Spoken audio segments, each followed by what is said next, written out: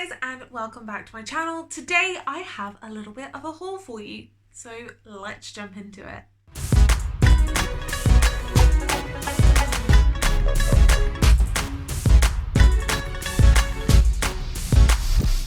Right, so grabbing from my stack, the first book I have here is Cloud Atlas by David Mitchell. I have seen the film for this, and I know it follows multiple timelines throughout a very long time, and there's something that connects them, but that's about all I know. So let's just read the back. And it says, 6 interlocking lives, one amazing adventure. In a narrative that circles the globe and reaches from the 19th century to a post-apocalyptic future, David Mitchell erases the boundaries of time, genre and language to offer an enthralling vision of humanity's willpower and where it will lead us. I'm very excited. I'm slightly worried I'm going to be confused because it took quite a long time for me to understand what was happening in the film, but it is my husband's, one of his favourite films, so I'm excited to read this and then rewatch the film. So, and it looks like it's all written in kind of like journal entries, so different type of media is always fun. The next book I picked up, which I don't know why, this is the year of starting fantasy series, I guess, and that is Joe Abercrombie's The Blade Itself. This is the first book in the First Soul trilogy. I think it's a trilogy. And this just says, Logan Ninefingers, infamous barbarian, has finally run out of luck. Caught up in one feud too many, he is about to become a dead barbarian, leaving nothing behind but bad songs and dead friends. Giselle de Luthar, paragon of selfishness, has nothing more dangerous in mind than winning glory in the fencing circle, but war is brewing, and on the battlefields of frozen north they fight, by altogether bloodier rules. Inquisitor Glockter, cripple turned torturer, would like little better than to see Giselle come home in a box, but then he hates everyone. Cutting treason out of the heart of the Union one confession at a time leaves little room for friendships, and his latest trial of corpses could lead straight to a rotten heart of the government, if he can just stay alive long enough to follow it. I know everyone loves this book, and it has been praised for being like the king and the grimdark book. The king and the grimdark book? The king of grimdark. So I'm excited. I got lost in it. I've given up caffeine, can you tell? Anyway, I'm very excited to read this. Just add another series to start, why don't you? And then the next series, do I not have the, no. I have is these, and these are Lyriel and Sabriel. I thought I brought Sabriel down, but I will just have to give you kind of a recap from what I remember. These are book 2 and 3 in the Old Kingdom trilogy is what I think it's called, and it's all about this girl named Sabriel whose father in the first book goes missing, and she sets out to find what happens when you breach the Old Kingdom and the magic that lies there, the dangers and all that jazz, and ultimately to defeat an evil. It's really, really good, and I am really excited to reread the trilogy. I was just kind of feeling, I'll get to it when I do, but I think I'm going to get to it sooner rather than later because everyone has been talking about this lately. So I'm very excited to give that trilogy a read and the first book a reread.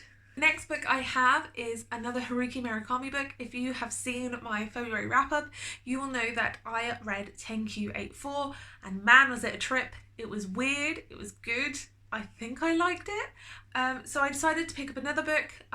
I have found a great video, which I will link down below, which said which books to start out with. Tenkyu 84 was not recommended. However, this one was, and this is the colorist Tezukuru Tazaki, and it just says, Tezukuru Tazaki had 4 best friends at school. By chance, all of their names contained a color. The 2 boys were called Akamatsu, meaning red pine, and Umai, blue sea, while the girls' names were Shireen, white root, and Kurano, black field. Tazaki was the only last name with no color in it. One day, Tezukuru Tazaki friends announced that they didn't want to see him again or talk to him ever again. Since that day, Tezukuru has been floating through life, unable to form intimate connections with anyone, but then he meets Sarah, who tells him that the time has come to find out what happened all those years ago. So it sounds good. It's quite short because Tenkyu 84 was a beast to read, and yeah, I'm just really excited to read more Murakami, and I'm really hoping I like this. If I do, I will definitely be picking up Kafka on the Shore. I think that's the next one I want to read. So maybe I found a new favourite author, or at least an author who I'm intrigued enough by to read all their works.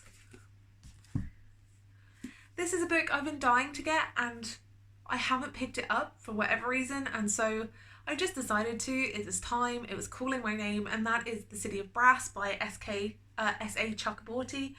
I only know what it says on the back, and I know that a lot of people love this.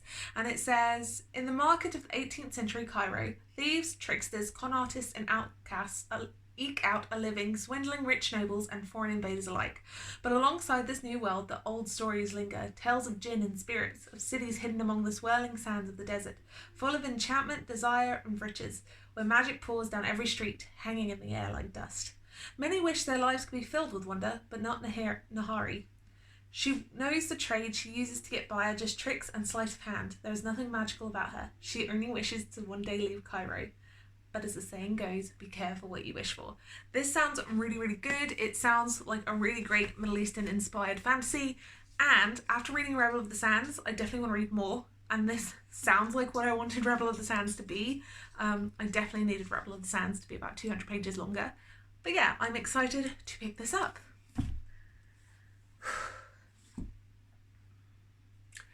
The next two physical books I have are both sequels, and I'm sure you've probably heard about both of them because everyone raves about them.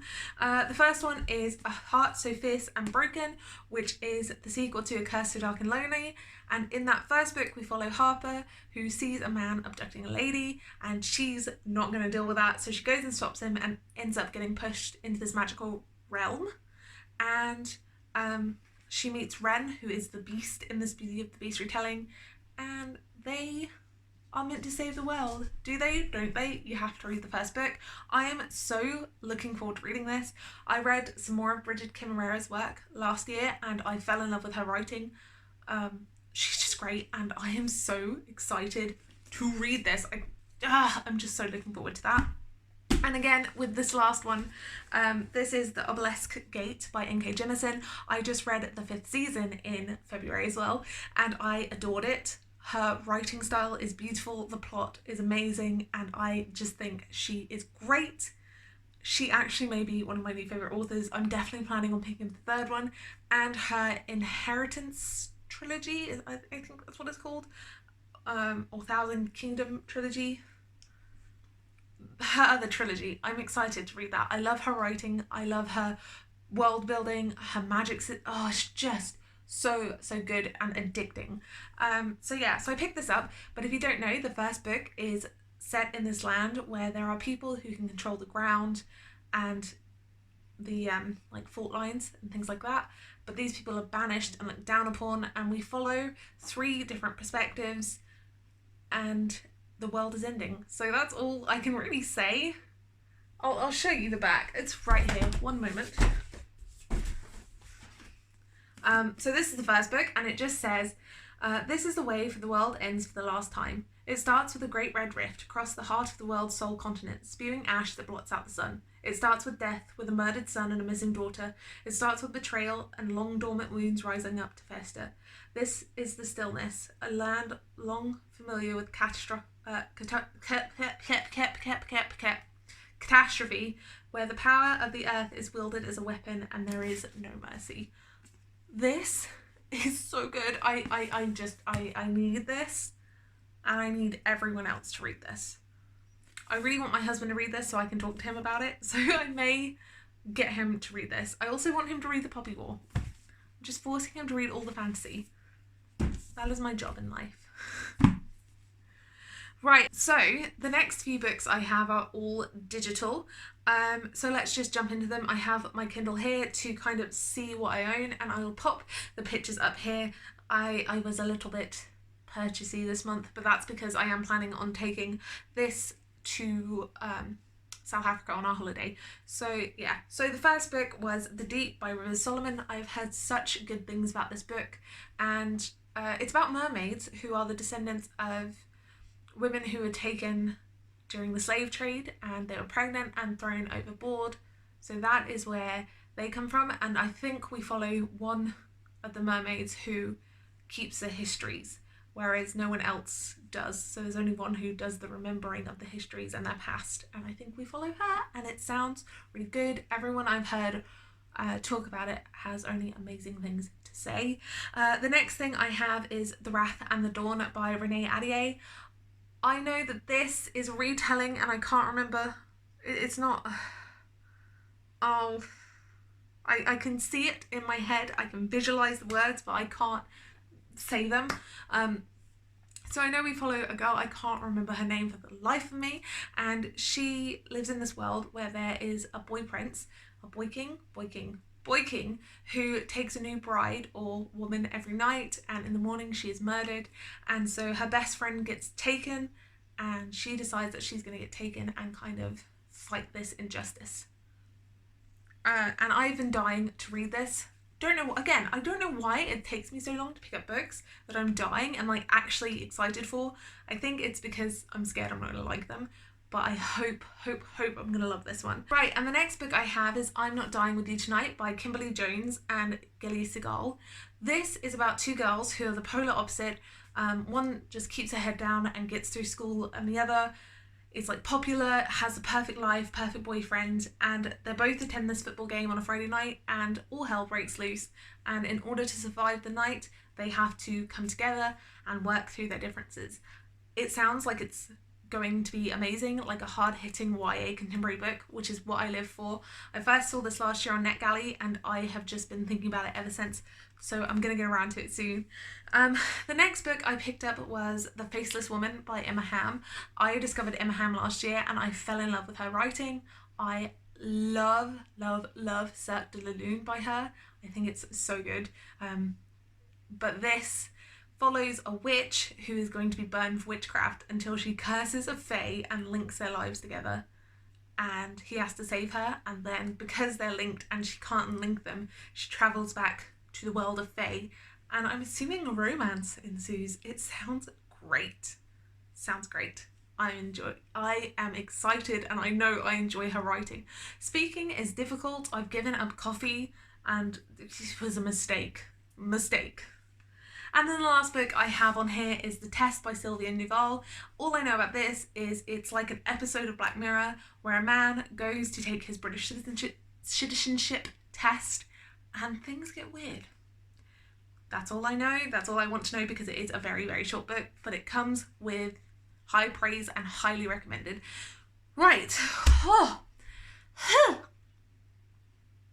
Guys, and that is it for my book haul. I bought 8 physical books this month, which is not too bad because as long as I'm reading more than I'm bringing in, it's always a good thing.